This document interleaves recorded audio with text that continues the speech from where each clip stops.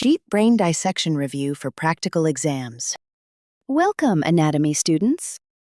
So this one's kind of falling apart, and it is already cut in half longitudinally.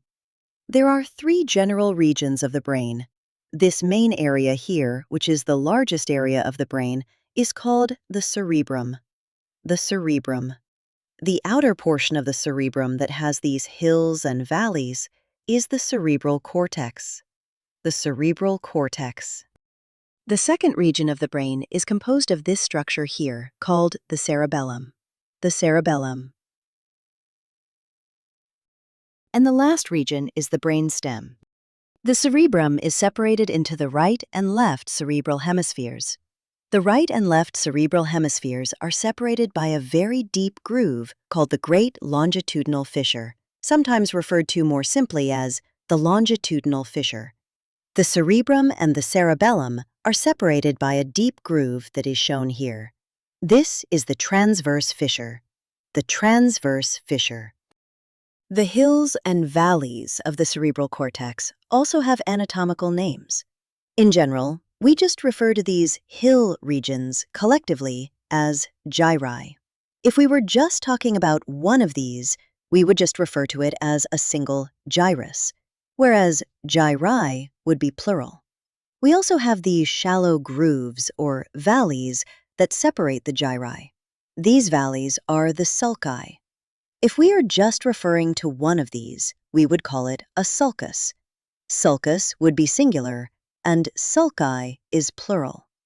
The gyri and sulci are only located on the cerebral cortex. The brain is separated into 4 lobes.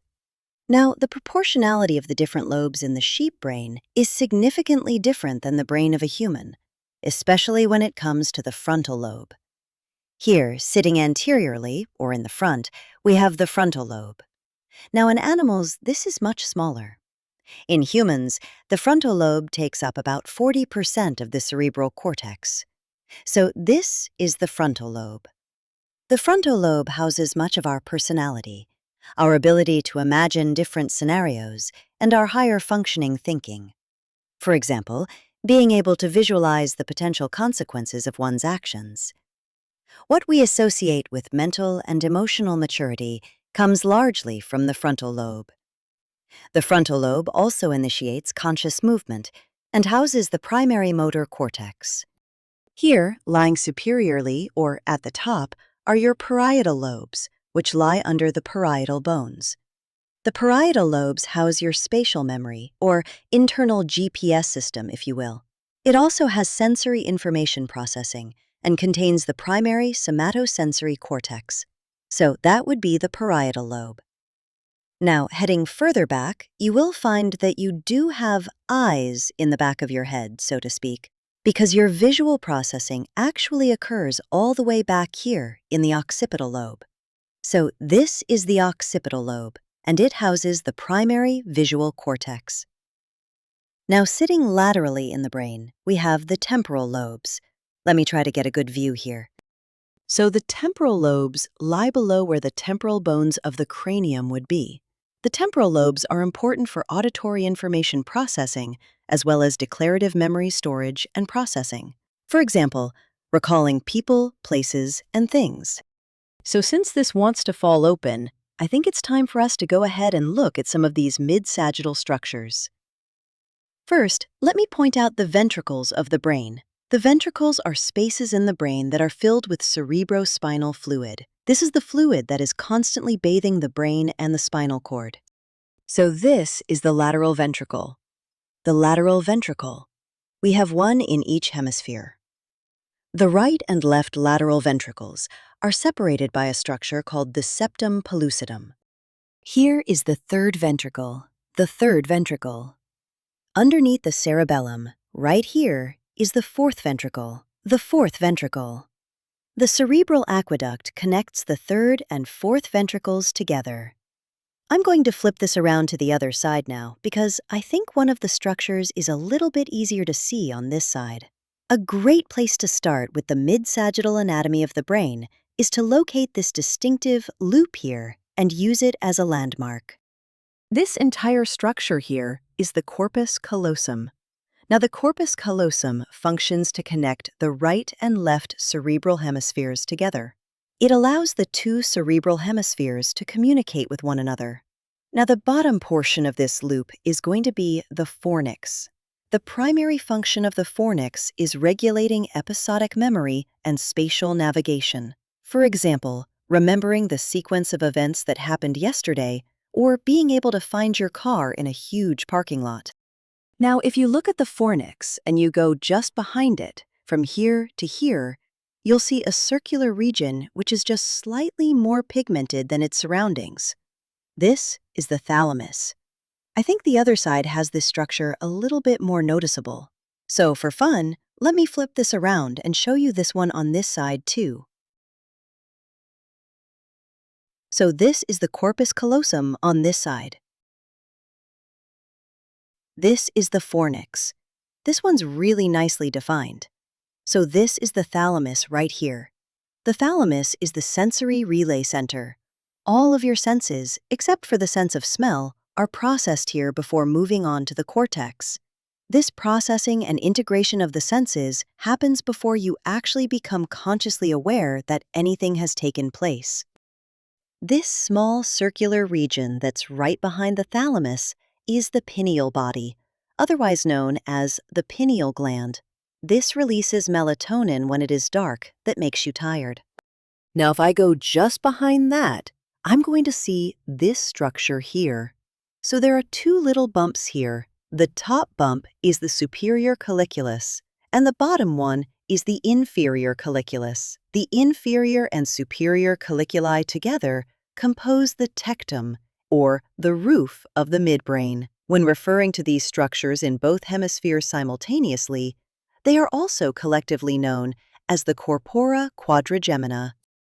So your superior colliculus is going to orient your head and neck to a sudden flash of light or looming dark shadow as a reflex. Similarly, the inferior colliculus orients your head and neck to sudden sounds that could mean danger as a reflex. This allows your head, neck, and eyes to fix on potential danger before your brain even has time to process it. This is an important survival mechanism. So the thalamus is here, and your hypothalamus is going to be under, hence the prefix hypo, it is going to be under the thalamus. This region here is the hypothalamus. The general area from here to this lower area, this is the area of the brainstem that we call the midbrain. This lower area here. If you look real carefully, you'll see that there is a bump. You'll see that bump a lot more clearly when we look at this from the inferior view, where that bump is. It is going to lie just before the cerebellum, and that's the pons. So that's going to be midbrain. That's going to be the pons. Now, from the edge of the pons down to about the end of the cerebellum, that is going to be the medulla oblongata, or sometimes simplified to just the medulla. Then after the medulla oblongata, that's going to be the spinal cord. There's one more structure I want to bring to your attention. So this is the cerebellum, and it has been cut open. Inside the cerebellum, we have this white, branch-like tree structure here. This is called the arbor vitae of the cerebellum. The arbor vitae of the cerebellum. Arbor vitae means tree of life. Think of Arbor Day. Cranial nerve 1, which carries the sense of smell, or olfaction, is quite a bit larger in animals than it is in humans. So here in the sheep brain, this is cranial nerve 1, called the olfactory nerve. This structure here that crosses is called the optic chiasm. This is where the optic nerves from both eyes meet and partially cross. In front of the optic chiasm, we have cranial nerve 2. This is the optic nerve. The optic nerve carries your vision. Behind cranial nerve 2, we have cranial nerve 3. One here and one here. Cranial nerve 3 is the oculomotor nerve. It controls eye movements, eyelid elevation, and pupil size. Cranial nerve 4 is the trochlear nerve. The trochlear nerve controls the movement of the eye downward and inward. I think you can see it from here. There we go, right there. That tiny little thing. Okay, that is the cranial nerve 4, which is the trochlear nerve. Cranial nerve 5 is much easier to spot. This is the trigeminal nerve. The trigeminal nerve controls chewing muscles and carries sensory information from the face and scalp. The last one you need to know is cranial nerve 6, and cranial nerve 6 is also very small. I'm trying to get it to poke up here. It's really small. And nerve 6 is the abducens. It controls the muscles that turns the eye outward, away from the nose or laterally. So I think the best way to learn these cranial nerves is to not panic about how small they are, but just to get really familiar with their locations with respect to other structures that are more easily identified. That way, whether you can see them or not, you will be okay on the practical. Now, the cranial nerves go in order, so that helps too. Now, you should know not just the number of the nerve, but you should know the name too, as well as their function. However, starting by at least knowing their number and location is a good idea. Let's just go over that a couple of times to get you familiar. So, 1, 2, 3, 4, way down there, and then 5. So just remember, 5 is this nice big one here. Okay, so 5, and then 6 is this teeny-weeny one. And those are the only ones you need to know. Okay, so let's do that again. Okay, 1, 2, 3, 4, and then 5 is a nice big one, and 6. This entire region is the midbrain. This is the midbrain, which is part of the brainstem. This area, this is the pons. So the pons, as you can see, is much easier to recognize from this view. So it's got this little bulge on it. So this is the pons. After the pons, from here to here, this is the medulla oblongata. The medulla oblongata. And then from here down, that's spinal cord. Okay, and that is the brain. Thank you for watching.